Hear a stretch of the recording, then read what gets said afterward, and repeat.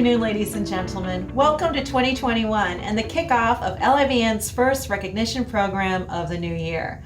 I'm Ali Jabbour, Associate Publisher at Long Island Business News, welcoming you to the 6th annual Long Island Business News Diversity in Business Awards celebration. We at LIBN are thrilled to bring you another online-based program where we can gather together to celebrate iconic community leaders in a safe and responsible format. And despite the challenges 2020 posed, the honorees we'll be meeting today have certainly been making waves in the Long Island community and beyond. Last year, diversity and inclusion came to the forefront of our nation's discourse. Long Island Business News has long sought to highlight local professionals who represent diverse backgrounds and abilities, and those who actively support the growth of diversity and equality in our business community. And today, that message is more important than ever. The 2021 honorees represent people from all walks of life, those of different cultural backgrounds, race, color, creed, abilities, gender, and sexual orientation. They also represent organizations and committees that are committed to fostering diversity and inclusion, both internally and across Long Island. We at LIBN salute all of them for not only their achievements, but their passion, their dedication, and their commitment to making Long Island a fair, equitable, and safe place to work and live. We're thrilled to have you join us to celebrate their stories. Feel free to chime in with your own congratulations by using the chat box at the right side of your screen. We want to hear from you. Let's also give a big shout out to today's event sponsors who helped us to make this year's Diversity in Business program possible. Our major sponsor, JP Morgan Chase. Contributing sponsor, Cullen and Dykeman LLP. Our nonprofit sponsor, New York Institute of Technology. And our virtual celebration sponsor, Brookhaven National Laboratory. Thank you for making today's program one to remember. Your commitment to diversity and inclusion is admirable and vital to the growth of our business community. Today's program marks LIBN's 12th web-based program to date, but today we're going to deliver something special.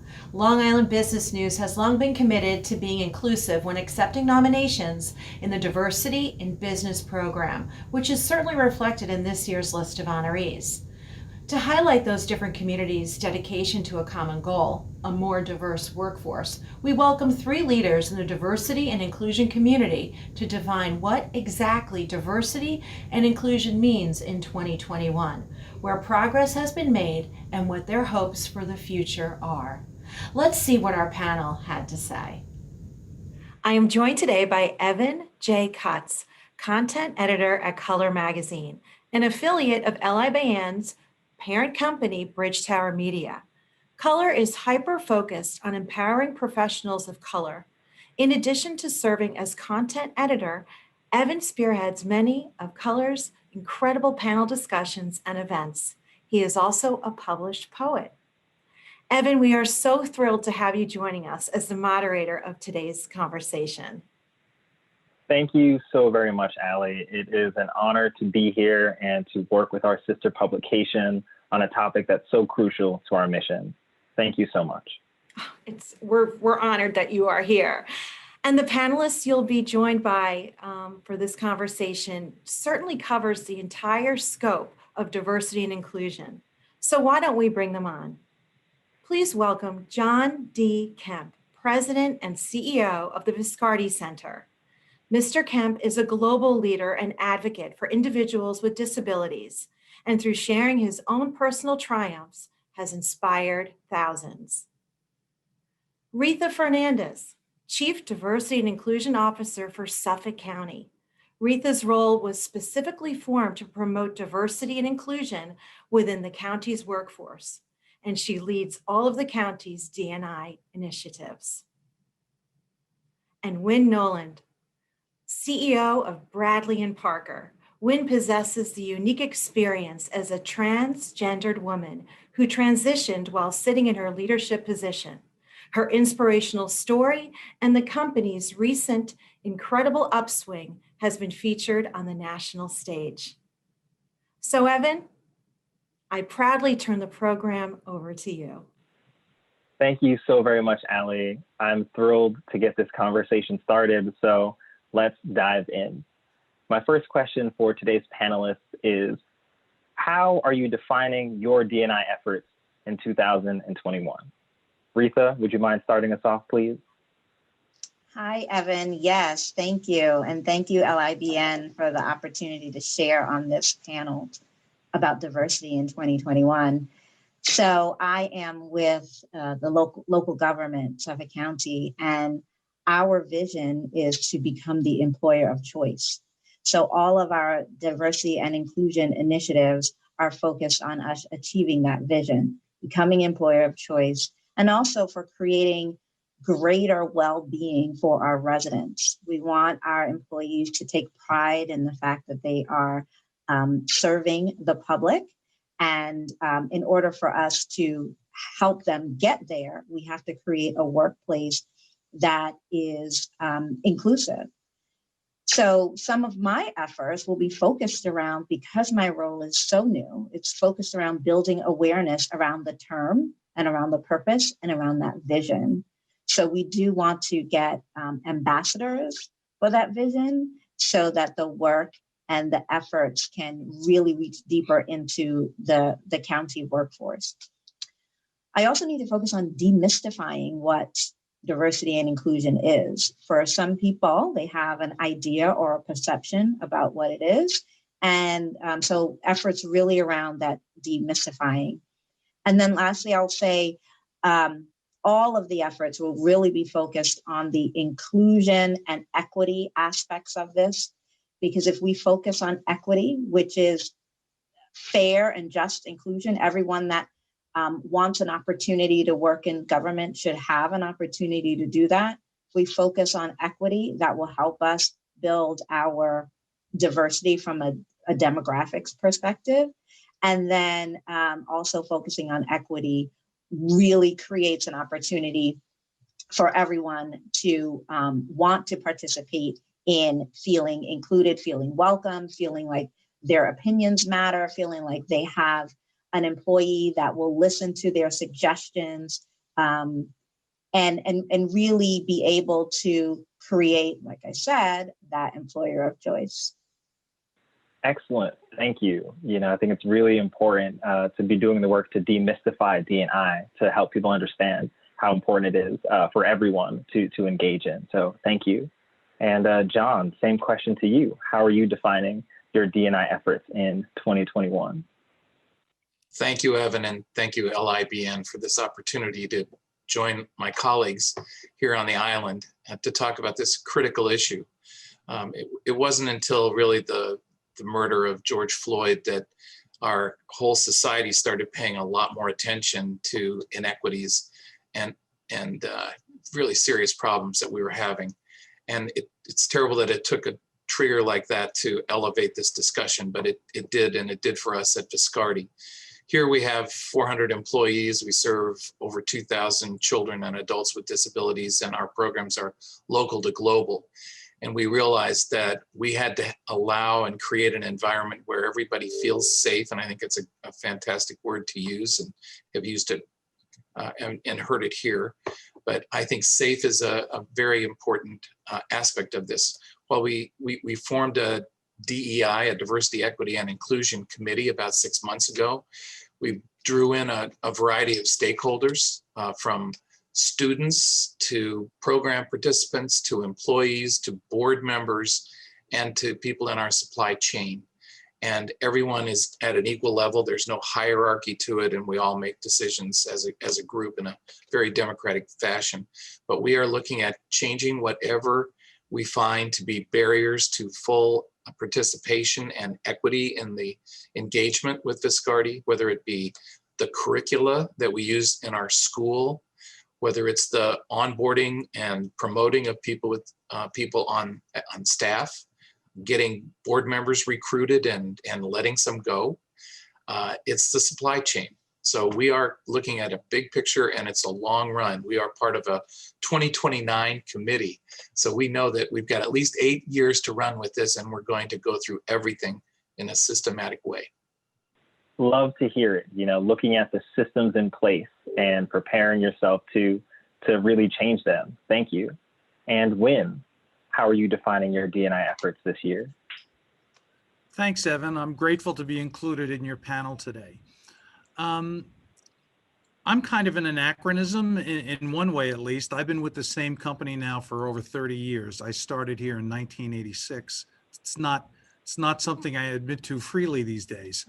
But one of the things I always loved about our firm was that it always promoted diversity and inclusion, and not only promoted it, but did things to make it happen, actual concrete things.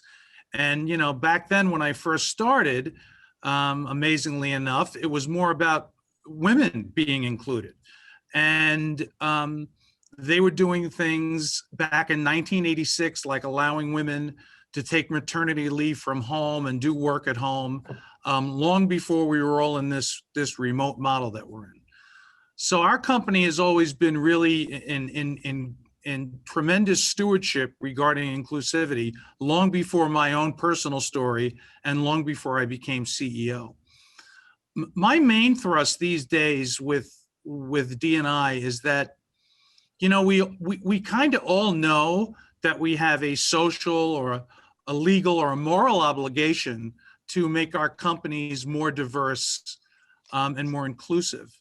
But, I'm in a for-profit business. And one of the things I think that people don't understand is that there are business reasons to do this, very good, sound business reasons. In fact, in 2018, the consultants McKinsey showed that companies in the 25th percentile for gender diversity on their executive teams were 21% more likely to experience above average profits. Companies with more cultural and ethnically diverse teams were 33% more likely to see better than average profits. So not only is it the right thing to do, it comes down to dollars and cents. When we're inclusive, we get the best of the best, not just the best of a particular group that we might have wanted before. Thank you for bringing in the numbers, right? We have to understand that, there is an ethical, push behind diversity and inclusion, but there's also major business impacts there as well. So, with that in mind, I'd like to ask, how would you rate Long Island's workforce practices in terms of diversity and inclusion?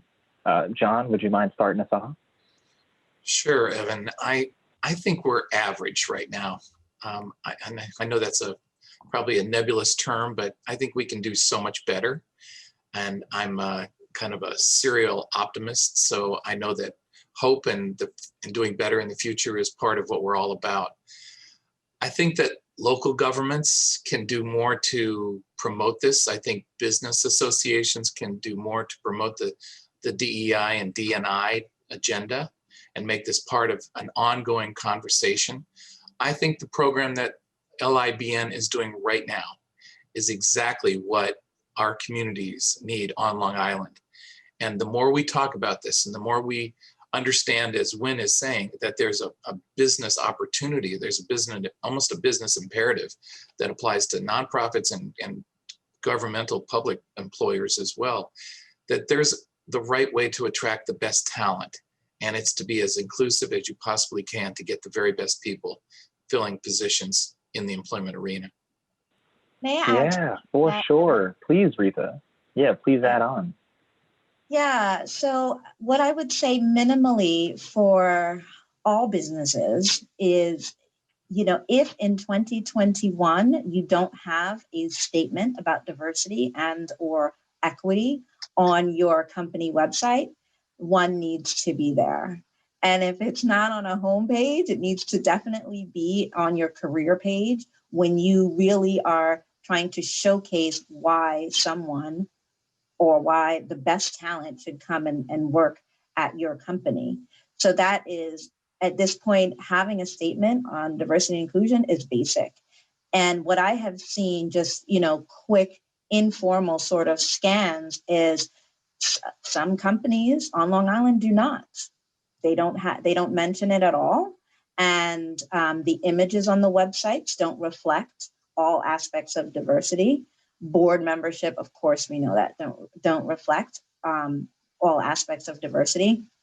So my takeaway there is just minimally a statement on your homepage that speaks to at least your acknowledgement of the importance of diversity and inclusion, because that's what the future workforce is looking for. That's what Gen Z, generation 18 to 23, that's what they're looking for in a workplace. And if we want to begin to attract that talent, then we have to show them that at least we are appreciating the need to work on diversity and inclusion. Definitely, starting with the basics, start the conversation, let your constituents, your customer base know that you're really taking diversity and inclusion seriously. Thank you for that feedback. Switching gears a little bit, I'd like to talk with each of you about roadblocks, things that you experienced in 2020 that were challenging for you, and how you overcame them. Could we start with Win, and could you share one roadblock in 2020 that you overcame? 2020 obviously had its whole own set of challenges dealing with the pandemic for the vast majority of the year, right? We're coming up to about a year anniversary now. And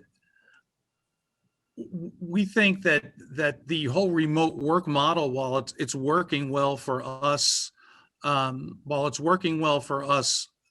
economically and business-wise, and we're effective, not being able to have everyone under the same roof to promote the kinds of things we like to do is definitely a challenge.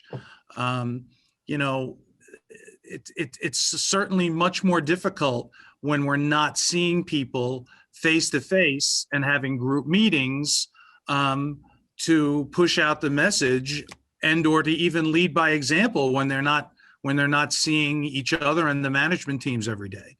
So we've tried really hard to combat that by just having a tremendous amount of communication this year, both via frequent emails, but using the same kind of technology we're using now for this panel that probably normally would have happened on a stage someplace in front of a group of people, an audience. We've been doing the same thing, having frequent meetings through Zoom, both on a department level and a company-wide level. As a matter of fact, we had one today at noon, and we actually sent a DoorDash coupon out to all the team so that they could have lunch while we had our meeting, which would normally be what we would do if we were here. So I think that's been the biggest challenge this year. It's not totally just related to D&I, obviously, but the D&I component of it was definitely a part of it, because these are the kinds of things that I think work much better in an in-person setting, and it's much more challenging to get these messages out there this year, or last year, I should say, in 2020. Thank you. Yeah, Retha or John, would you like to build off of that? Retha, go right ahead. Thank you, John. Yeah, the big one for me is that, my role is new. And I started in the office March 2nd, 2020. And then 2 weeks later, everyone was working from home, and even more so, fully focused on the pandemic because we're local government. So the roadblock was really, how do I get to really introduce this concept, introduce myself in this environment? It was nearly non-existent because as a new person coming in, you want to do some of your typical first few 100 days plan, meet people, understand who they are, understand what they do in their particular departments, explain and introduce yourself and what your strategy is and what your vision is. But none of that could happen because, like I said, we were all remote. And then even if I could get someone on the phone, we couldn't talk about anything other than providing public safety and public health services. So huge roadblock. I would say that started to move out of the way in May. So unfortunately, after George Floyd was murdered, and there was a need for us to communicate with our employees about what was happening in the nation and what was and how that could impact the workplace. So I think that my roadblock was overcome because the times made it so. And Evan, I will just add to those great comments that we weren't talking among ourselves really seriously about diversity and inclusion.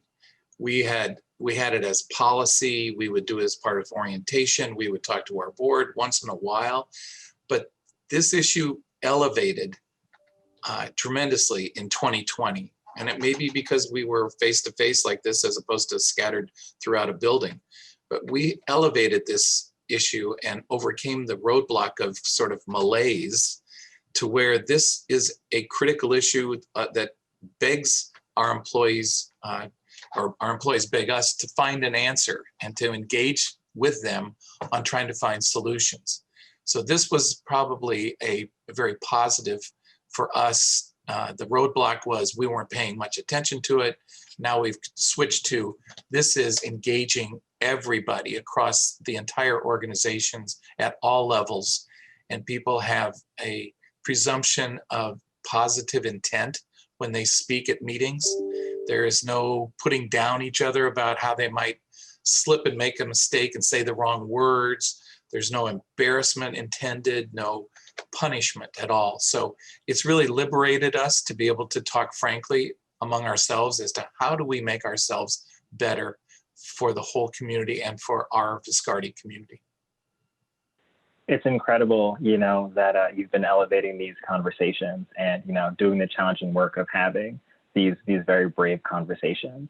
And, with that in mind, I want to move on to, which is sadly our final question for the panel, but we do have to, make time for the rest of this very, very exciting awards program. But I do want to talk about hope with each of you. And if you could share, what's one thing that is making you hopeful for the future of diversity and inclusion in 2021? Risa, could you please kick us off? Sure, thank you. And I think it's what John mentioned, the fact that we are having the conversations. And I'm hopeful because I'm finding in my personal circles and also in my professional circles that there are more people interested, willing to have the conversation, and also committed to actually doing some work, right? And putting their money where their mouth is. And so it's very hopeful. So, me as a Black woman, I don't have to feel like this is something that I can only speak about with my Black friends. I know that there are more people talking about it even in the workplace. And that gives me a lot of hope because when you talk about it, there's an opportunity for learning and sharing for everyone. Excellent, excellent. Wynn, could you follow up, please? What's making you hopeful for this year? Sure. So, we talked a little bit about roadblocks in 2020, but there were some good things in 2022.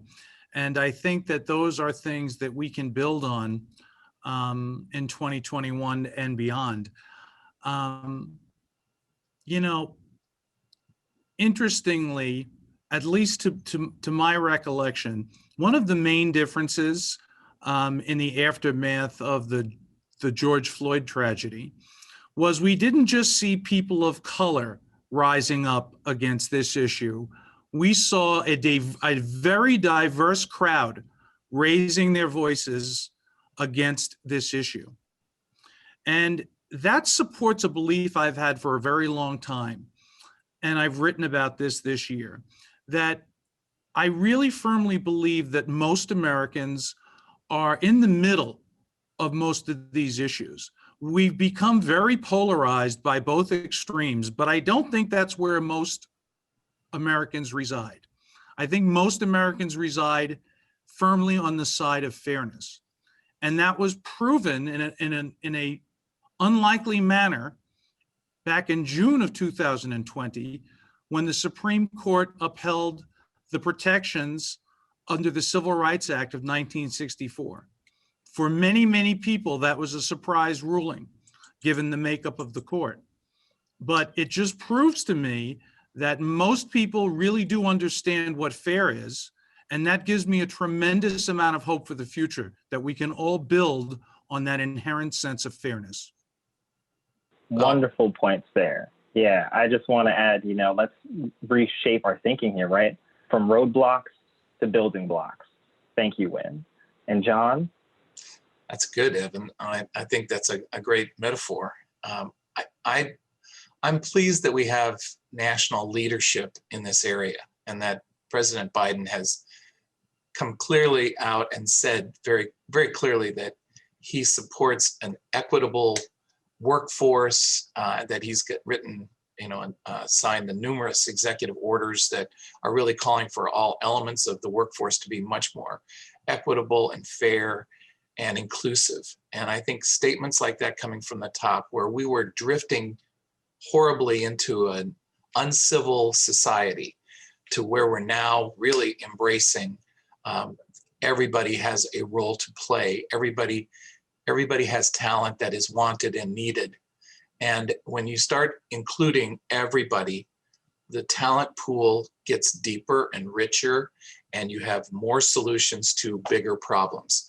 I think America is going in the right direction now, and I'm very pleased about it. Viscardi, as a little microcosm of a little Viscardi town here in the middle of Long Island, is trying to do the very same thing. We want everyone to feel welcomed, embraced, and respected, and that they have a voice when something is wrong, and it will be respected when they express it.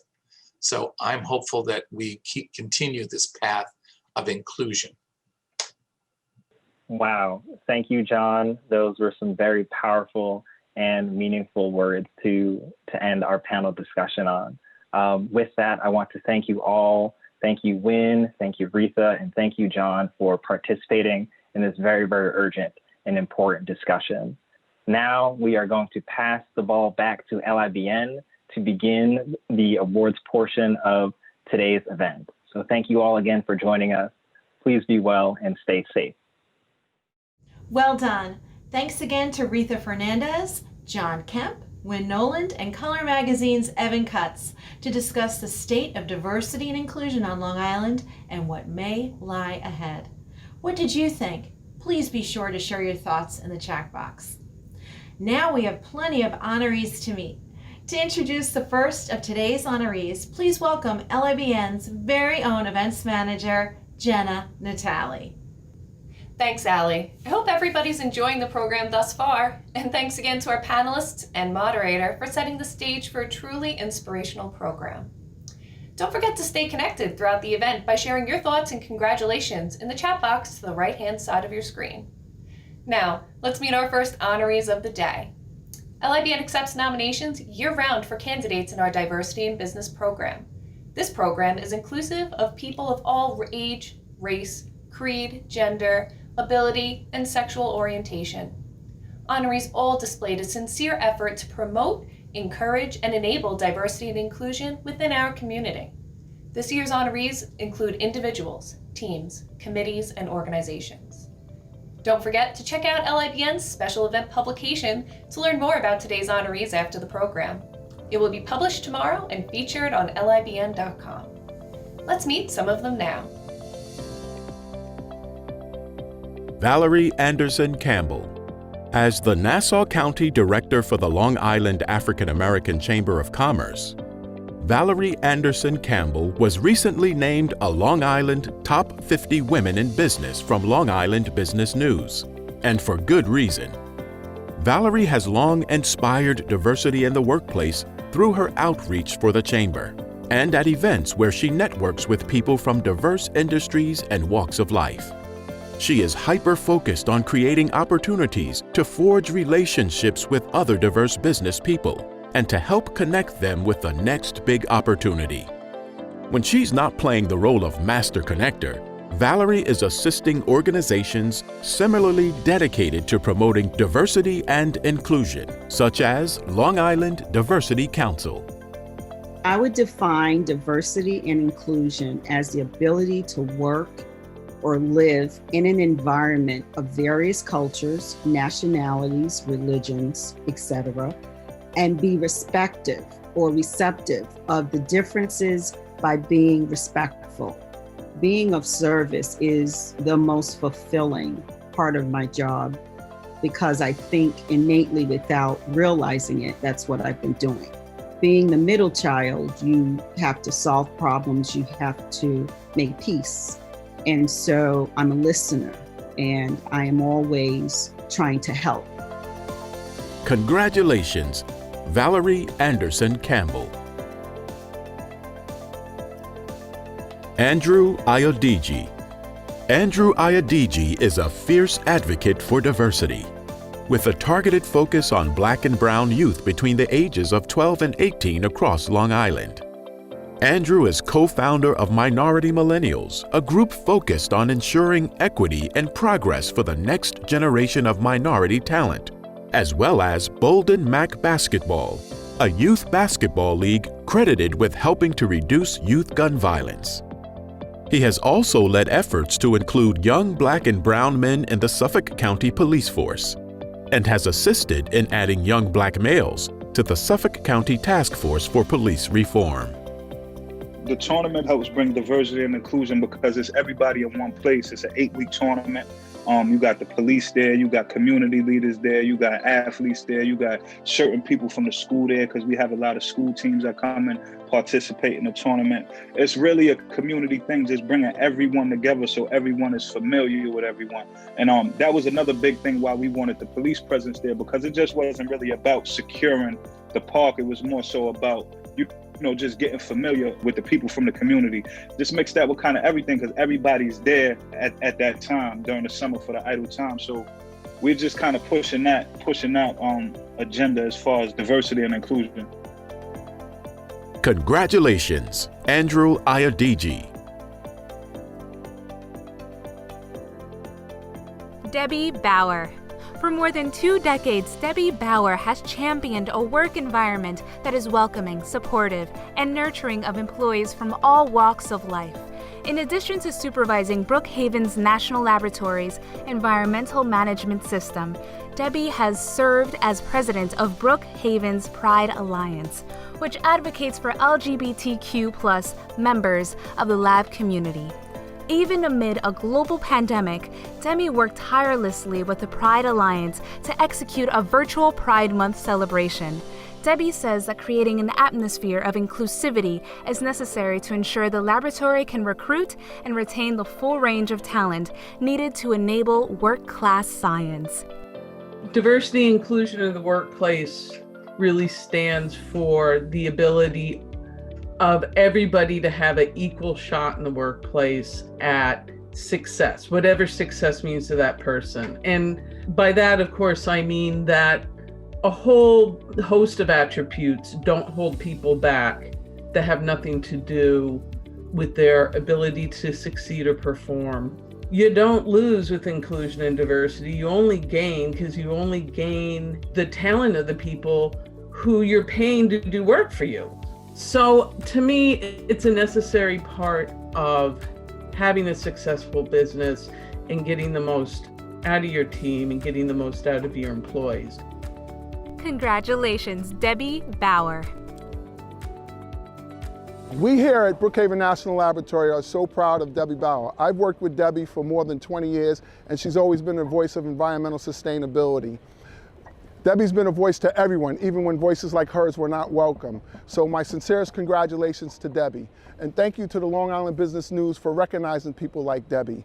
And to all the honorees, congratulations, and thank you for making our workplaces more inclusive.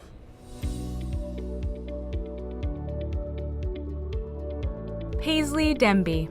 For over 16 years, Paisley Demby has worked in the nonprofit sector, advocating and providing resources for small business owners so they can develop and grow economically. In addition to his work in the small business community, he has also led a prison ministry where he organizes visitors to visit inmates and donates his own time to teach business skills to inmates at Rikers Island. As co-founder of the New York Startup Business Plan competition, Paisley personally trains over 500 startup entrepreneurs each year in business planning, marketing, developing financial statements, and pitching. It's one thing to have diverse individuals that either work with you or work for you, but you want to make sure that they're included and they feel as a part of the culture. They feel important. You want to ensure that those individuals feel respected, that they have an opportunity to speak up and provide value and input to any team decisions, and at the same time that you're making a concerted effort to ensure that those individuals are in an environment where they can grow and they can learn. We want to make sure that they're being challenged. We want to make sure that they're being appreciated and respected. And at all times, we want to make sure that they are being welcomed and with their opinions, with their attitudes. We love to spend time and get to know them for who they are and where they're from and what they like to do. Congratulations, Paisley Demby.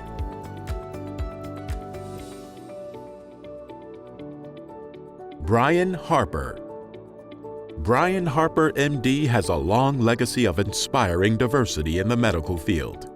As the first African-American Commissioner of Health for Suffolk County, Brian developed innovative programs to address health inequalities, including an HIV Commission and an Office of Minority Health. Currently, Brian serves at New York Institute of Technology in multiple roles, including Chief Medical Officer, Associate Professor at the College of Osteopathic Medicine, and Vice President for Equity and Inclusion.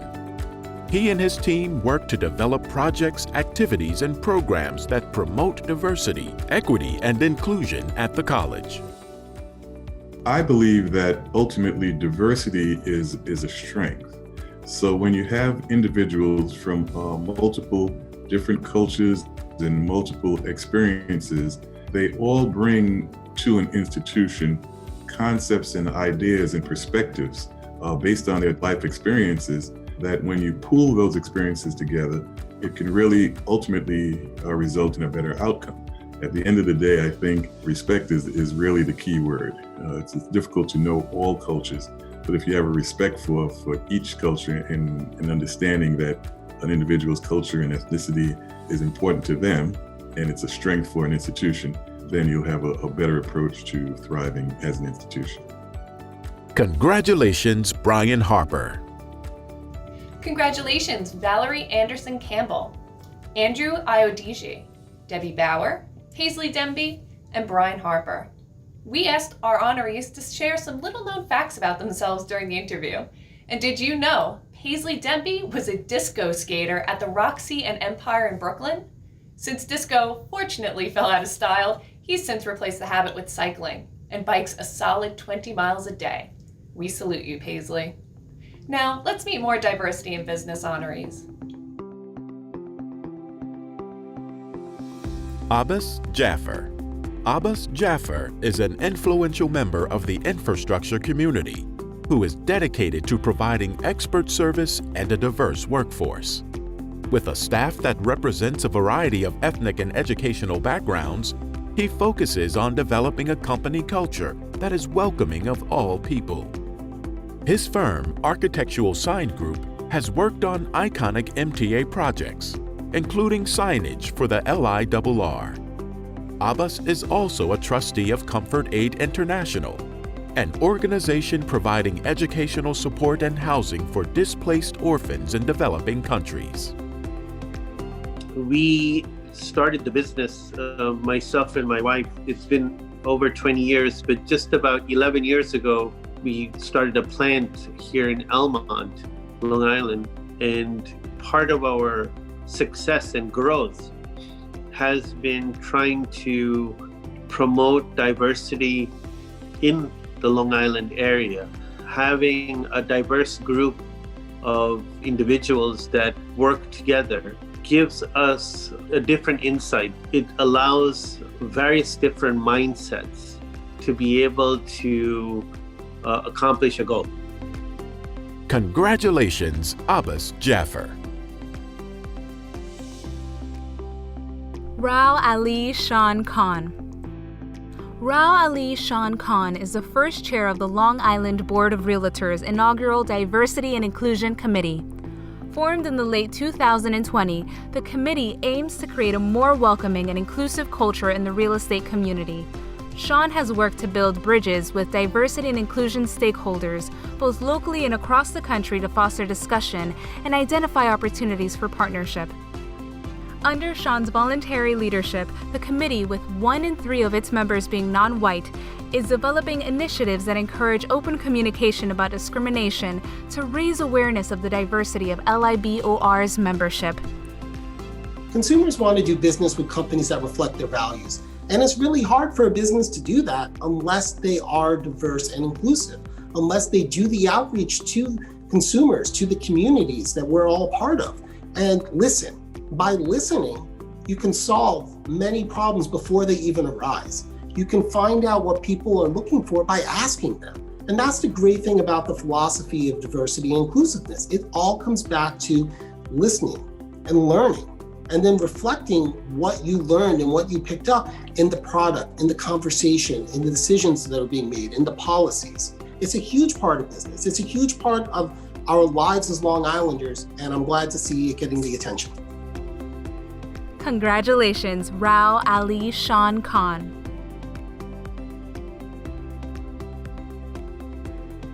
Andrew Lieb. Andrew Lieb has devoted his career to helping companies create diverse, equitable, and inclusive workplaces. As a former health sexuality instructor and a current discrimination attorney, Andrew combines his knowledge from both fields to provide multiple levels of intervention in the anti-discrimination field. In addition to litigating discrimination cases and offering on-demand digital trainings, he also consults with companies on equitable practices regarding hiring, promotions, and benefits. Andrew also shares his insights on his podcast, The Liebcast, and empowers his listeners to collaborate in fostering a safer, more productive workplace environment. What we really need to just talk about is making everyone feel welcome. That's all we have to do. Is it's nice to be nice. So what I think people miss is they make people feel like, hey, you're the problem when they're doing these trainings, as opposed to you're being part of the solution. We need to stop talking down to people and realizing that you are affronting their personal liberty when you do it. In summary, I would say to you that the key is to stop lecturing at people.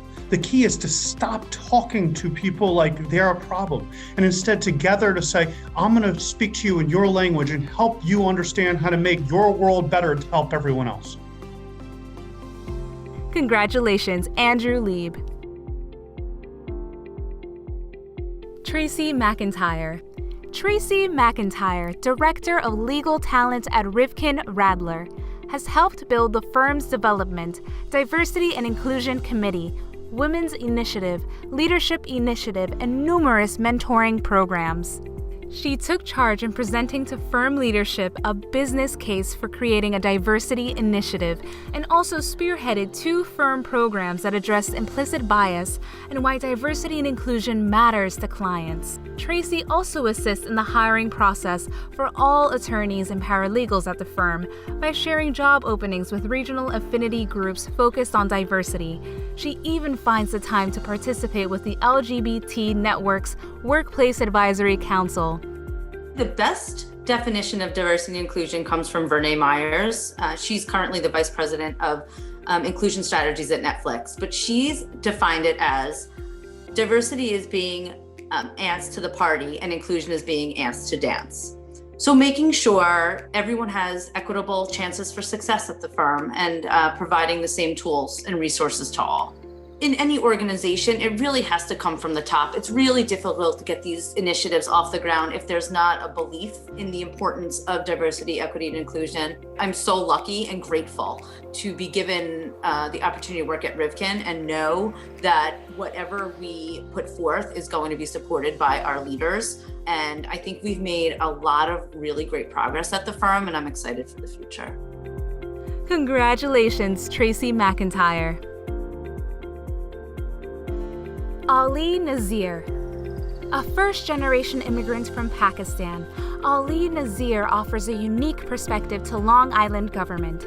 After interning with legislator John M. Kennedy Jr., Ali served as Chief of Staff to multiple Suffolk County legislators and managed successful political campaigns for the Suffolk County Controller.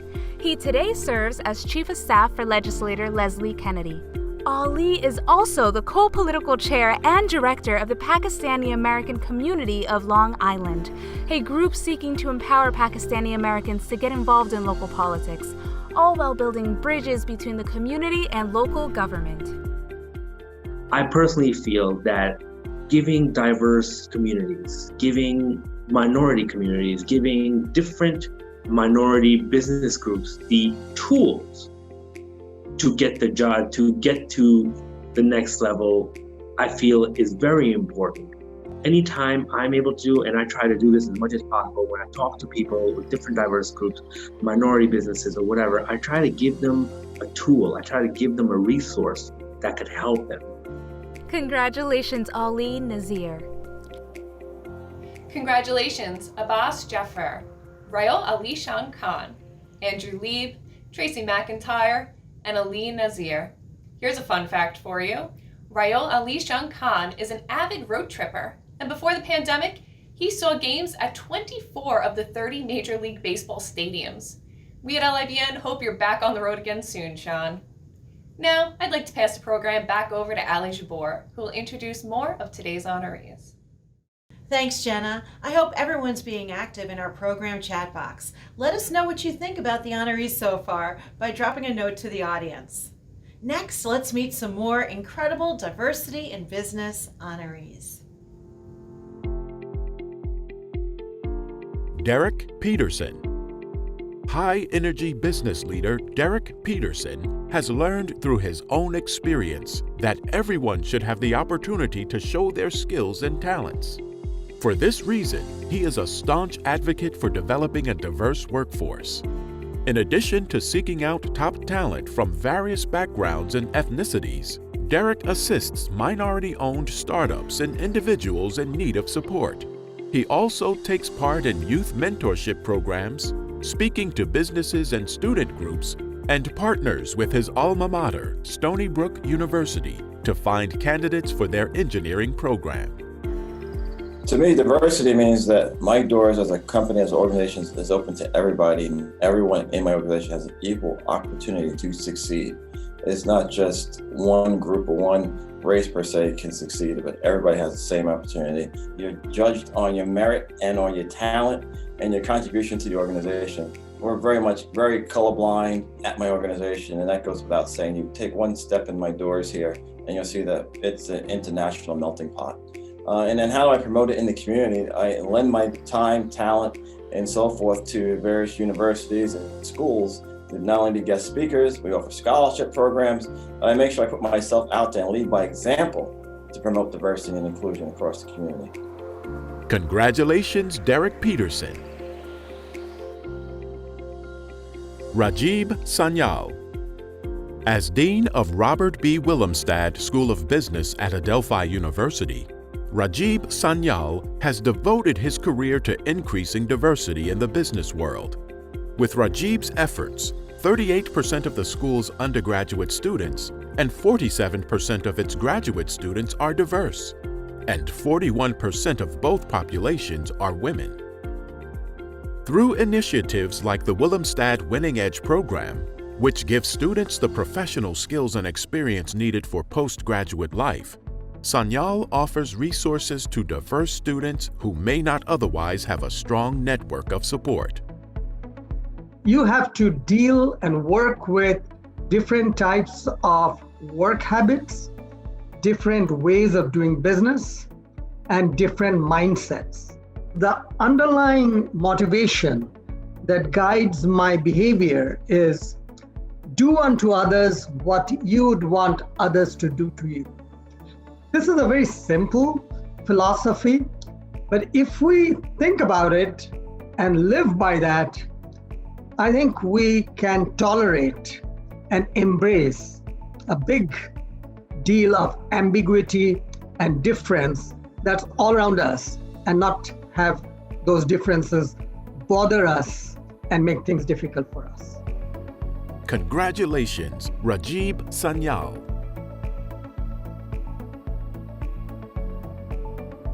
Tanya Thomas.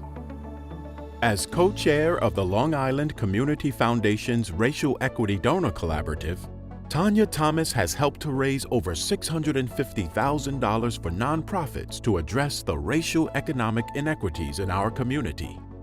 Under her leadership, the collaborative has worked to leverage greater public and private investments to provide more opportunities for Black residents. Her work has inspired 11 national and local donors to the committee, helping close the racial wealth gap on Long Island.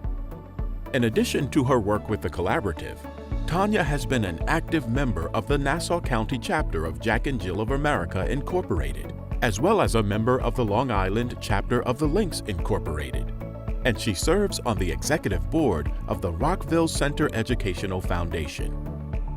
Diversity is usually a term that describes individual differences. Sometimes diversity means differences in personality types or even differences in social, groups. And I believe that companies can show their commitment to diversity and inclusion by hiring and promoting people from diverse backgrounds at all levels. They should be intentional and targeted in their recruitment from communities that have been historically excluded. They also can show their commitment by expanding social responsibility programs to include the investment in or development of targeted pipeline programs.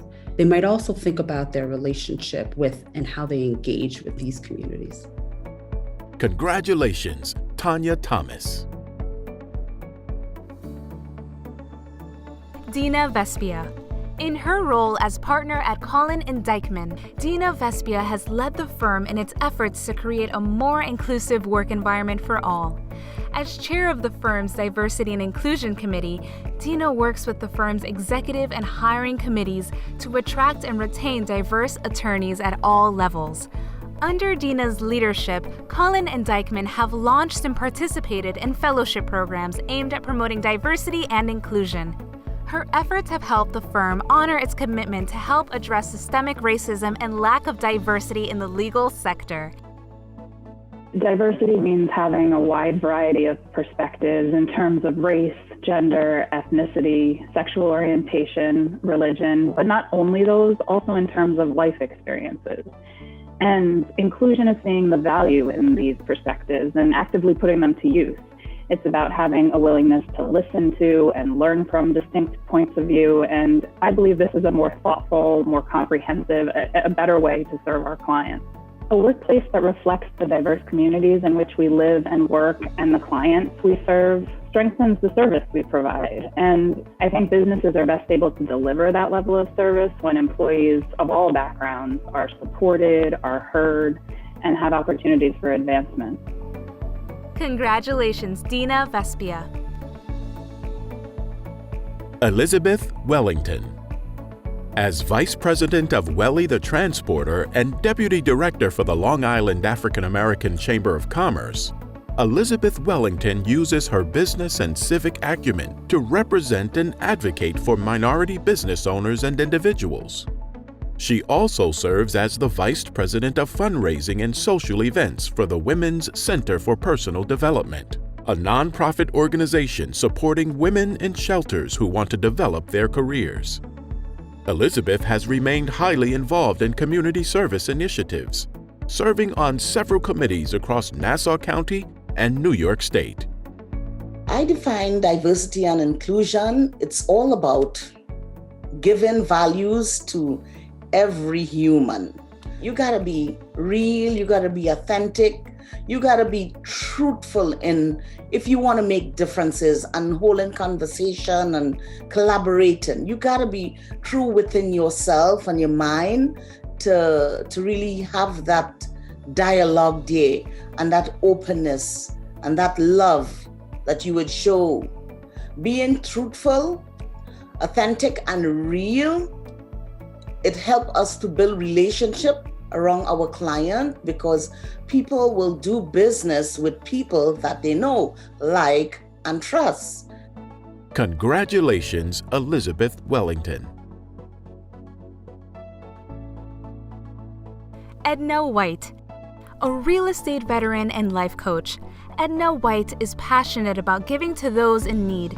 Edna has taken on leadership roles in the numerous charitable organizations, including the Long Island Coalition for the Homeless, the Greater Gordon Heights Chamber of Commerce, the Economic Development Committee of the Brookhaven Town NAACP, and the Long Island Head Start. She is also a member of the town of Brookhaven's Anti-Bias Task Force, which strives to promote diversity and unity by preventing and responding to all forms of bias. Just hiring Black, Hispanic, LGBTQ is not enough. Hearing them, like really hearing, and not making them responsible to teach you how to feel. That's what inclusion is really being concerned and saying, okay, let me be open-minded about that. I may not like what I hear, and that's okay. If you accept that and you're open to that, say, you know what? She may be right, he may be right. Inclusion is allowing that person to be their real authentic self within your business creatively. And that's how you will always grow. You will always grow that way.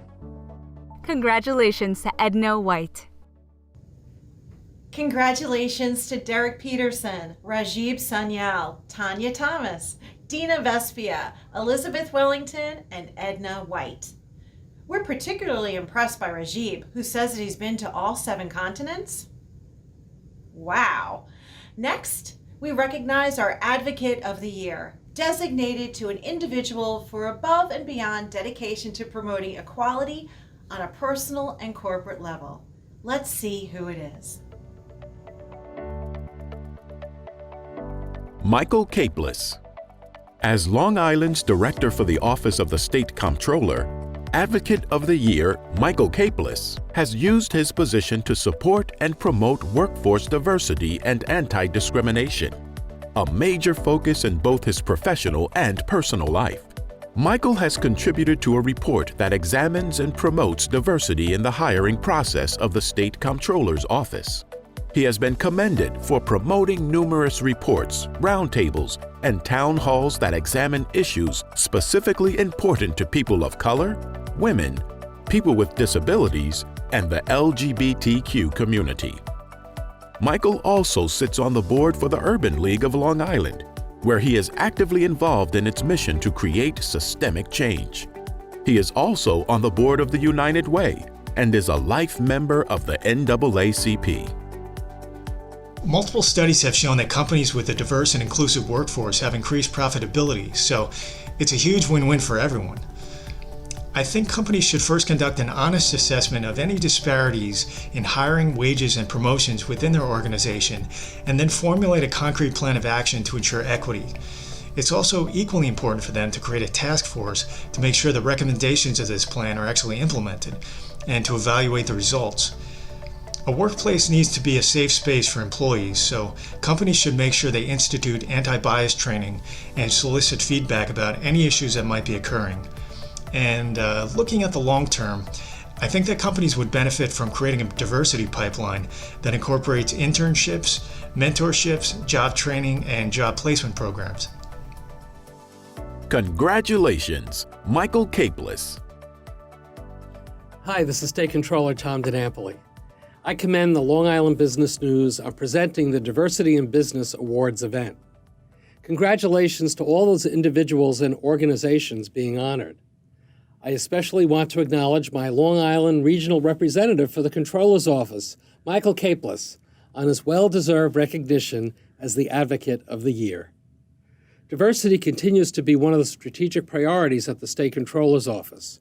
From our own hiring and procurement practices to increasing the number of women and minority-owned firms doing business with our pension fund investments, we are committed to expanding opportunities for all.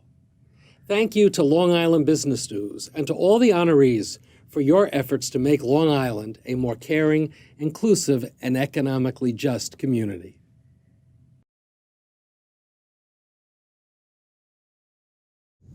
Congratulations, Michael Kaplis. Next up are the honorees in our Educating Communities category, in recognition of above and beyond dedication to creating programs and forging partnerships that educate, inform, and ultimately guide Long Island communities towards acceptance, equality, and inclusiveness. Let's meet them.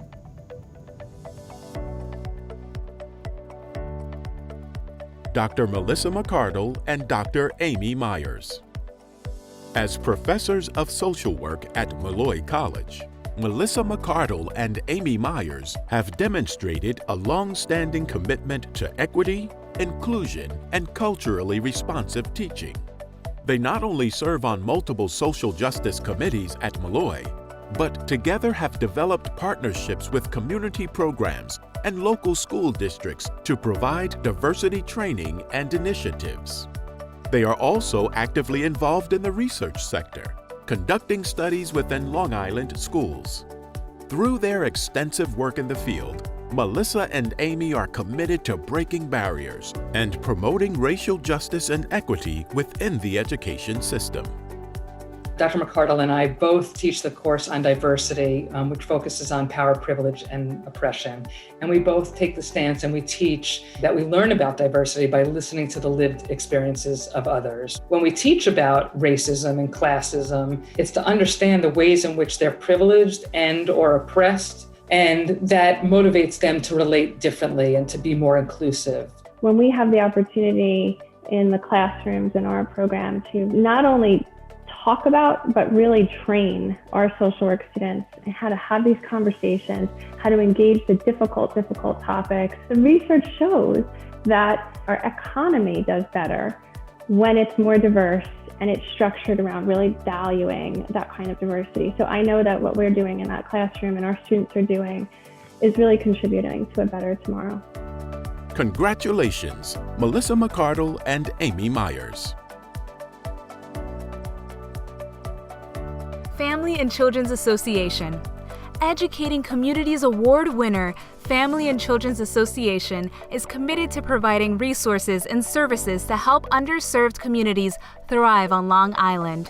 The organization supports a diverse minority population of various ages, including people of color, new immigrants, people with mental health issues, and LGBTQ+ youth. It's also proud that its own workforce reflects the same people it aims to serve. The social service agency has forged dozens of affiliations with organizations like the Coalition for Homeless Youth, Long Island Council on Alcoholism and Drug Dependence, New York Immigration Coalition, and more. Their program and community work is crucial to supporting Long Island's Tale of Two Cities. Our main focus at FCA is giving people, and particularly young people, the push, the support, the encouragement, the services they need to compete on a level playing field and achieve, I think, academic success and economic success. And in turn, we understand that leveling the playing field and bringing everybody up a little bit makes Long Island a healthier and safer place for everybody. We work really, really hard to ensure that our board of directors is reflective of the communities we serve. That means in terms of race, ethnicity, religion, sexual orientation, age, and making sure that the folks who are setting policy for the organization come from the communities that we're serving and understand the needs of those communities. Congratulations, Family and Children's Association. Congratulations, Melissa McCardle and Amy Myers of Molloy College and Family and Children's Association. And finally, we celebrate our Walking the Walk honorees, recognizing an organization and a committee that advocates for diversity and inclusion in the workplace by serving as an example for fellow companies and organizations, and creates programs and initiatives to help Long Island workplaces embrace diversity and inclusion. Let's see who it is.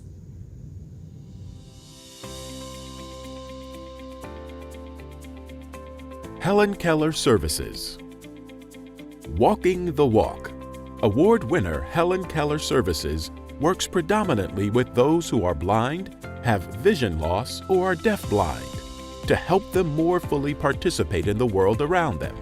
The agency staff itself represents its ultimate goal: a seamless integration of hearing and sighted people working alongside individuals with various disabilities, including at the management level and above. With its two divisions, Helen Keller Services for the Blind and Helen Keller National Center, HKS advocates for and provides training, support, and resources to those with disabilities so they too can gain meaningful employment. I think we inspire diversity by having a diverse workforce. We have a cornerstone principle that really enables people to work collaboratively and collectively, and that it's really through the blending of voices that we really can be the best that we can be. What really matters is the culture of that company and how it will impact the other members of the workforce who will embrace the difference, of working with someone with a disability. The individuals have a way of elevating the work ethic of those around them and really bring a different perspective to business problems and challenges and bring new ideas just because they have a different perspective. Congratulations, Helen Keller Services. Long Island Elite Diversity Committee. Founded in 2002, the Long Island Elite offers an opportunity to grow professionally and personally by partnering to support Long Island nonprofit missions. And in 2020, the organization formally created its own Diversity and Inclusion Committee to help this organization walk the walk. The Diversity Committee, chaired by Evan Bloom, Rob Basso, Adam Schwam, and past Diversity in Business honoree Bert Lurch, is a collaborative effort to support initiatives both internally and across our business community. The committee is eager in its efforts to create forums and spark discussions that candidly discuss how diversity and inclusion is good for business in Long Island at large. Because of the strife that the country's been going through with diversity issues and race issues, Bert came to us and said, guys, I'm kind of fed up with this, and I want to take a stand and do something about it in my own world. I don't want to watch it go by. We live on Long Island, and you can become very isolated and live in this bubble. You don't realize some of the things that are going on in other parts of Long Island, let alone other parts of the country. When I look at life and I look at others and I look around me, diversity and inclusion is everywhere. It's not just about accepting, it's just part of life, and you have to enjoy that part of life, not look at it as being different. I think it's important to be involved with a committee like ours or our initiative because it's the future of the world we're in. We've seen everything that has transpired recently, and we know that we have to band together, understand our differences, understand different cultures, and look to more positive outcomes. Congratulations to the Long Island Elite Diversity Committee. Congratulations to Helen Keller Services and the Long Island Elite Diversity Committee. And congratulations to all of today's incredible honorees, whose commitment to creating an equitable workforce and community has left a lasting impact on the greater Long Island region. Thank you to our panelists, John Kemp, Retha Fernandez, and Wynn Nolan, and moderator Evan Cutts for sharing their wisdom during today's panel. And thank you as well to today's event sponsors. Our major sponsor, JP Morgan Chase. Contributing sponsor, Cullen and Dykeman LLP. Our nonprofit sponsor, New York Institute of Technology. And our virtual celebration sponsor, Brookhaven National Laboratory. Do you know someone who is committed to diversity in business? Nominations are now open for the 2022 program. Head over to libn.com/diversityinbusiness to submit your nominee, as well as to learn more about today's honorees. Don't forget to tune in for LIBN's next web-based program, Achievements in Healthcare, airing March 18th at 4 p.m. Go to libn.com/achievementsinhealthcare for more information. On behalf of all of us at LIBN, thank you for joining us for today's program. We look forward to seeing you soon.